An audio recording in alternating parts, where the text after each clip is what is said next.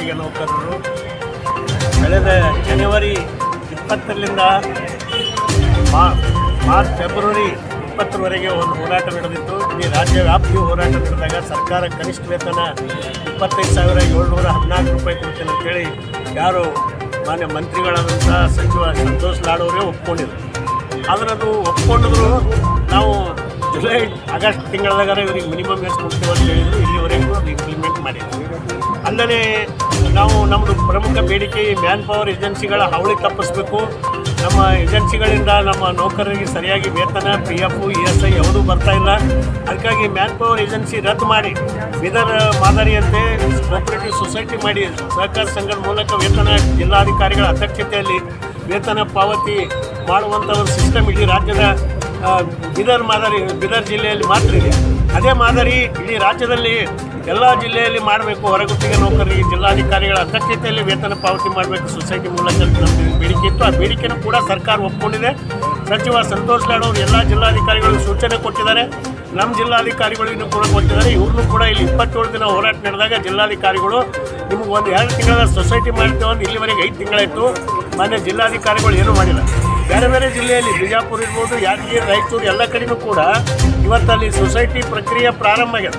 ಎಲ್ಲ ನಮ್ಮ ಸೊಸೈಟಿಗೆ ಮೆಂಬರ್ ಮಾಡ್ಕೊಂಡಿದ್ದಾರೆ ನಮ್ಮ ಎಲ್ಲ ಹೊರಗುತ್ತಿಗೆ ನೌಕರರಿಗೆ. ಆದರೆ ಇಲ್ಲಿ ಗುಲ್ಬರ್ಗದಲ್ಲಿ ಪ್ರಮುಖ ಹೋರಾಟ ನಡೆದಿದ್ದು ಗುಲ್ಬರ್ಗ ಜಿಲ್ಲೆಯಿಂದ ಸ್ಟಾರ್ಟ್ ಆಗಿದ್ದು ಇಡೀ ರಾಜ್ಯ ವ್ಯಾಪ್ತಿ.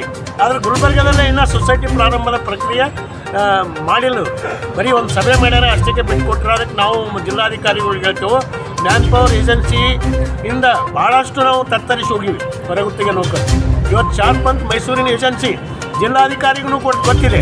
ಹಲವಾರು ಮಂದಿದು ವೇತನ ಪಾವತಿ ಮುಣುಗ್ಸೋಕೆನೆ PF ಕಟ್ಟಿಲ್ಲ, ESI ಕಟ್ಟಿಲ್ಲ. ಇವತ್ತಿಗೂ ಕೂಡ ಅದೇ ಏಜೆನ್ಸಿ ಮುಂದುವರೆದ. ಮೊರಾರ್ಜಿ ದೇಸಾಯಿ ವಸತಿ ಶಾಲೆಗಳು ಮತ್ತು ಮೈನಾರಿಟಿ ವಸತಿ ಶಾಲೆಗಳಲ್ಲಿ ವೇತನ ಅವನೇ ಪಾವತಿ ಮಾಡ್ತಿದ್ದಾನೆ. ಇವತ್ತು ವೇತನ ಸರಿಯಾಗಿ ಪಾವತಿ ಮಾಡಿಲ್ಲ. ಪ್ರತಿಯೊಬ್ಬ ನೌಕರರು 2 ತಿಂಗಳು 3 ತಿಂಗಳು ವೇತನ ಬಾಕಿ ಇಟ್ಕೊಂಡಾನ. ಬಾಕಿನೇ ಇಲ್ಲ ಅಂತ ಓಪನ್ ಆಗಿ ಹೇಳ್ತಾರೆ. ಅದಕ್ಕಾಗಿ ಅದ್ರ ಬಗ್ಗೆ ತನಿಖೆ ಮಾಡಬೇಕು. ಎಲ್ಲ ನೌಕರಿಗೆ ಬಾಕಿ ಇದ್ದಂಥ ವೇತನ ಕೊಡಿಸ್ಬೇಕು.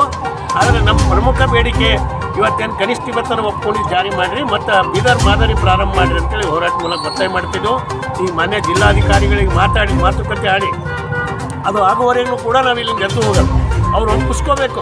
ನಾವು ಬೀದರ್ ಮಾದರಿ ಗುಲ್ಬರ್ಗ ಜಿಲ್ಲೆಯಲ್ಲಿ ಈ 1 ತಿಂಗಳ ಒಳಗಾಗಿ ಪ್ರಕ್ರಿಯೆ ಮುಗಿಸ್ತೀವಿ ಅಂತೇಳಿ. ಅದಕ್ಕಾಗಿ ಅವರು ಒಪ್ಪಲತ್ತಿಲ್ಲ. ನಮ್ಮ ಜಿಲ್ಲಾಧಿಕಾರಿ ನಮ್ಮ ಮಂತ್ರಿಗಳಿಗೆ ಯಾಕೋ ಜಿಲ್ಲಾ ಉಸ್ತುವಾರಿ ಮಂತ್ರಿನೂ ಕೂಡ ಅದು ಇಂಟ್ರೆಸ್ಟ್ ಇಲ್ಲ. ಬೇರೆ ಬೇರೆ ಜಿಲ್ಲೆಯಲ್ಲೆಲ್ಲ ಇಂಟ್ರೆಸ್ಟ್ ತೊಗೊಂಡಾರೆ. ಆದರೆ ಯಾಕಿಲ್ಲ ಗೊತ್ತಾಗಲ್ಲ ನನಗದು. 27 ದಿನ ಹೋರಾಟ ನಡೆದಿದ್ದು ಕೂಡ ಅವರಿಗೆ ಮಾತಾಡೋಕ್ಕೂ ಅವ್ರಿಗೆ ಮಾರಿನೂ ಇಲ್ಲ. ಇವತ್ತು ಅವ್ರಿಗೆ ನಾವು ಹೇಳ್ತೇವೆ ಮಂತ್ರಿಗಳಿಗೂ ಕೂಡ ಇಡೀ ಗುಲ್ಬರ್ಗ ಜಿಲ್ಲಾ ನಂಬರ್ 1. ಗುಲ್ಬರ್ಗ ಜಿಲ್ಲೆಯಲ್ಲೇ ಹಾಸ್ಟೆಲ್ ಸಂಘ ಪ್ರಾರಂಭ ಆಗಿದೆ. ಗುಲ್ಬರ್ಗ ಜಿಲ್ಲೆಯಿಂದ ಹೋರಾಟ ಆಗಿ ಸರ್ಕಾರಕ್ಕೆ ಒಪ್ಸ್ಯದ. ಅದಕ್ಕೆ ಅದು ಒಪ್ಸಿದಂಥ ಸರ್ಕಾರಕ್ಕೆ ನಮ್ಮ ಉಸ್ತುವಾರಿ ಮಂತ್ರಿಗಳು ಅದು ಏನೂ ಮಾಡ್ತಾಯಿಲ್ಲ. ಅದು ಮಾಡಬೇಕು. ಕೂಡಲೇ ಬೀದರ್ ಮಾದರಿ ಪ್ರಾರಂಭ ಮಾಡಿರಿ, ಕನಿಷ್ಠ ವೇತನ ಇಂಪ್ಲಿಮೆಂಟ್ ಮಾಡಿರಿ. ಇದು ನಿಮ್ಮದು ಲಂಗ ಸರ್ಕಾರ ಅಂತ ಹೆಸರಾಗ್ಯದ. ಅದು ಆಗ್ಬಿಡ್ಬಾರ್ದು ಅಂತ ನಾ ಹೇಳ್ತೀನಿ.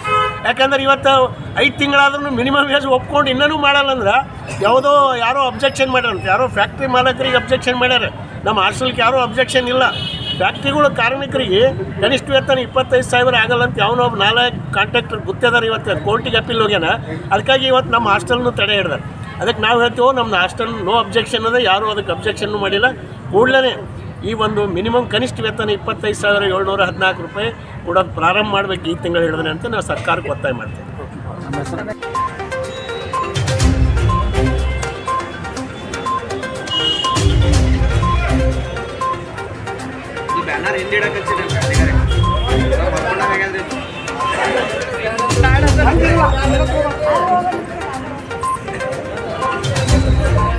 ಸ್ವಲ್ಪ ಮ್ಯಾಗಿಡ್ರಿ, ಅದು ಬ್ಯಾನರ್ ಪೂರ ಮ್ಯಾಗಿಡ್ರಿ, ಸ್ವಲ್ಪ ಮ್ಯಾಗಿಡ್ರಿ.